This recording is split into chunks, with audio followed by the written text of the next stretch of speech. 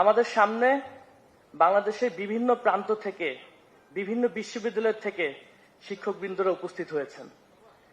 একজন ছাত্রের জন্য সবথেকে কঠিন কাজগুলোর মধ্যে একটি শিক্ষকদের সামনে দাঁড়িয়ে কথা বলার জন্য। তাই আপনাদের কাছে আগেই দুঃখ প্রকাশ করে নিচ্ছি যদি আমার কথায় কোনো ভুলভ্রান্তি থেকে থাকে। আমরা একটু আগে শহীদ ওয়াসিমের বাবার কথা শুনছিলাম, তিনি বলছিলেন শহীদদের আকাঙ্ক্ষা বাস্তবায়নের বিষয়ে। শহীদদের আকাঙ্ক্ষার কথা যদি আমি বলি, আমার মতে এটিকে 3টি লাইনে বিভক্ত করা যায়। প্রথম, ফ্যাসিবাদী রাষ্ট্র কাঠামোর পরিবর্তন। দ্বিতীয়, রাজনৈতিক সংস্কৃতি অর্থাৎ পলিটিক্যাল কালচারের পরিবর্তন।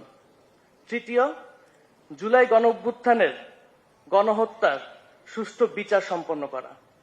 এটি আমার মতে যে এই 3টি লাইনে আমরা শহীদদের আকাঙ্ক্ষা এবং জুলাই আগস্ট গণঅভ্যুত্থানের আকাঙ্ক্ষাকে আমরা ব্যাখ্যা করতে পারি।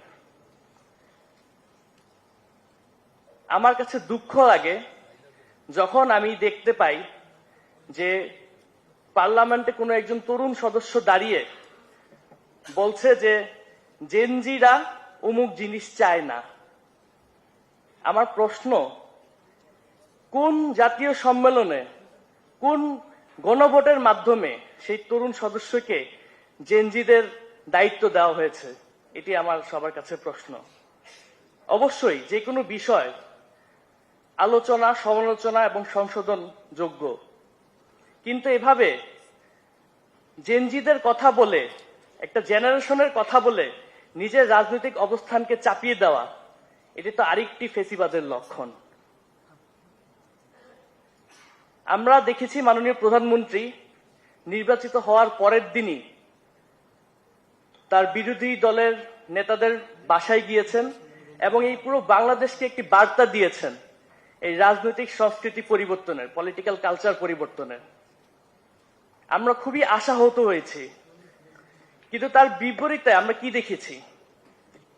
আমরা দেখেছি আমাদের যারা সিনিয়র রাজনীতিবিদরা রয়েছে, যাদেরকে মানুষ, এদেশের মানুষ ভালোবাসে, সম্মান করে এবং ভোট দিয়ে নির্বাচিত করেছে, তাদেরকে নিয়ে বিভিন্ন এলাকায় যে যা ইচ্ছা তাই দিয়ে মন্তব্য করছে, মুখে যা আসছে তাই বলছে।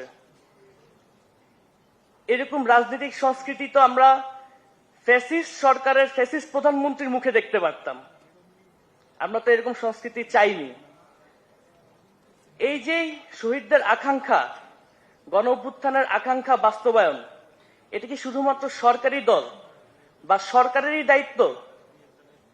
এই দায়িত্বটি আমার, আপনার, সরকারি দল, বিরোধী দল, এদেশের সকল জনগণের সম্মিলিত দায়িত্ব। তাই আমাদের এই বিষয়টি খেয়াল রাখতে হবে। শহীদরা কিন্তু আমাদেরকে উপর থেকে দেখছে। শহীদ আবু সাইদ, শহীদ বীর মুগ্ধ, শহীদ ওয়াসিম আকরাম, তারা কিন্তু আমাদেরকে উপর থেকে দেখছে। আমি সবসময় একটি কথা বলি যে দেশকে বদলাতে হলে প্রথমে নিজেকে বদলাতে হবে। আমরা যদি নিজেদেরকে বদলাতে না পারি, আমরা দেশকে বদলাতে পারবো না। আমার কাছে আরো দুঃখ লাগে যখন জুলাই গণঅভ্যুত্থানের যে বিচার কার্যক্রম হচ্ছে, সেখানে আমরা দেখতে পাই যে যেই পুলিশ সদস্যটি শহীদ আনাসকে গুলি করেছে, তাকে নামমাত্র 3 বছরের সাজা দেওয়া হয়।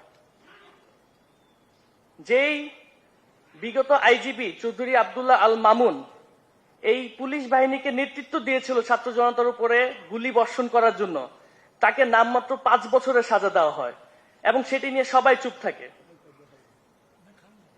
সেটি নিয়ে সবাই চুপ থাকে, কেউ কোনো বিন্দুমাত্র কোনো কথা বলে না। আমি তখন খুব দুঃখ পাই।